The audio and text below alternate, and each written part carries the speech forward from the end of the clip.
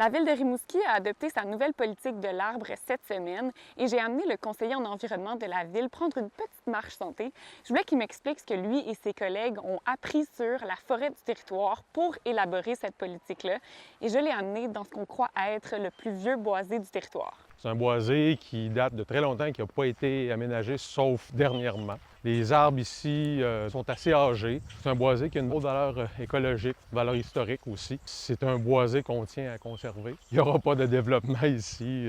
C'est justement pour protéger ces boisés-là que la Ville a proposé une politique de l'arbre cette semaine. La Ville souhaite aussi grossir sa canopée urbaine de 6 % en 10 ans. Elle a comme objectif de planter 1000 arbres par an avec cette nouvelle politique.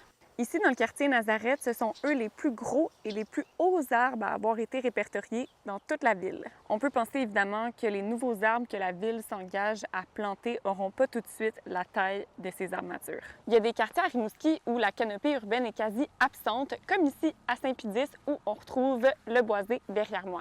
À Pointe-au-Père, par exemple, c'est le quartier où on compte le plus d'arbres. Comme les boisés urbains sont peu nombreux à Rimouski, ça met encore plus en valeur leur importance écologique notamment. Ah bien, c'est sûr qu'on veut les conserver le plus possible. Pour des boisés comme celui-là, évidemment, ça a toute son importance. On ne vise pas de développement. Petit bémol, par contre, cette nouvelle politique-là, elle n'est pas assortie de modifications réglementaires pour protéger ces boisés-là.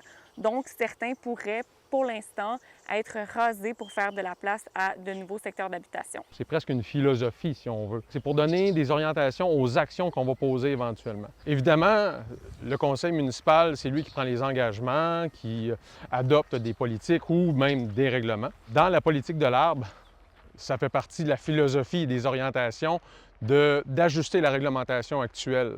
On ne se le cachera pas, la présence d'arbres dans une ville apporte plein de bénéfices. La Ville fait mention de la politique 3-30-300. Tous les citoyens devraient pouvoir voir au moins 3 arbres depuis leur domicile, vivre dans un quartier où l'indice de canopée est de 30 % et avoir accès à un espace vert à moins de 300 mètres de chez eux. La politique vient le dire d'ailleurs, nommer les bienfaits de l'arbre. Veut pas, il n'y a que des effets positifs à avoir des arbres près de chez nous, parce que ça climatise, parce que ça rafraîchit, parce qu'il y a moins de bruit ambiant. Alors c'est pour ça qu'on vient se promener en forêt. C'est effectivement important dans une ville. Ah, Seigneur, oui.